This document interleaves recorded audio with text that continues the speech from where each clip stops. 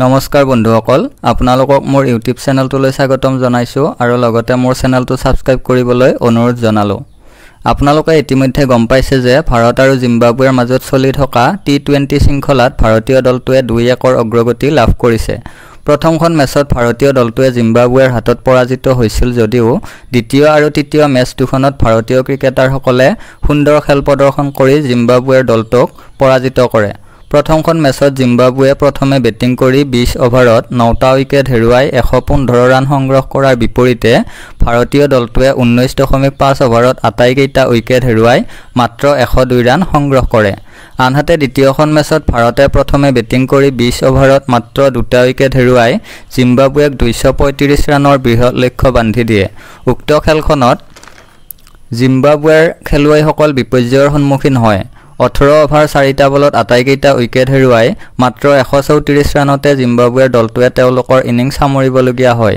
এই খেলখনত বৃহৎ জয়লাভ সাব্যস্ত কৰাৰ পিছত ভাৰতীয় খেলুৱৈসকলৰ আত্মবিশ্বাস বাঢ়িবলৈ লয় আৰু তৃতীয়খন মেচতো ভাৰতে জিম্বাবুৱেক 23 ৰানত পৰাজিত কৰিবলৈ সক্ষম হয়।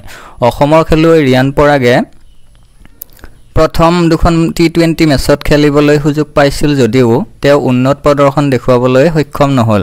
প্ৰথমখন খেলত ভাৰতীয় দলটোৱে আৰম্ভণিৰ পৰাই বিপৰ্যয়ৰ সন্মুখীন হয়। এটাৰ পিছত এটাকৈ উইকেট হেৰুৱাৰ পিছত ভাৰতীয় দলটোৱে ৰিয়ান পৰাগৰ পৰা ভাল প্ৰদৰ্শন আশা কৰিছিল যদিও মাত্ৰ 2 ৰান সংগ্ৰহ কৰিয়ে ৰিয়ান পৰাগ আউট হয়। ইয়াৰ বাবে দ্বিতীয়খন খেলত ৰিয়ান পৰাগে বেটিং কৰাৰ সুযোগ নাপালে, কাৰণ উক্ত মেচখনত ৰিয়ান পৰাগৰ ঠাইত ৰিংকু সিঙক বেটিং কৰিবলৈ পঠিয়াই অধিনায়ক শুভমন গিলে নিৰ্ধাৰিত 20 অভাৰ উকলি যোৱাৰ বাবে ৰিয়ান পৰাগে বেটিং কৰিব নাপালে। আনহাতে তৃতীয়খন মেচত যশস্বী জয়সৱাল, সঞ্জু চেমছন আৰু শিৱম ডুবে ভাৰতীয় দলটোত প্ৰৱেশ কৰাৰ ফলত ৰিয়ান পৰাগ মূল একাদশৰ পৰা বাতিল হয়। ইয়াৰ পৰা এটা কথা স্পষ্ট হয় যে কেৰিয়াৰ গঢ়িবলৈ বাৰে বাৰে সুযোগ পোৱা নাযায়। শৃংখলাৰ বাকী থকা মেচ দুখনত ৰিয়ান পৰাগে খেলিবলৈ সুযোগ পাব নে নাপাব তাকে লৈ ৰিয়ান পৰাগৰ অনুৰাগীসকল চিন্তাত পৰিছে। আগন্তুক মেচসমূহত সুযোগ পালে ৰিয়ান পৰাগে নিশ্চয় ভাল প্ৰদৰ্শন কৰিব বুলি সকলোৱে আশা কৰিছে।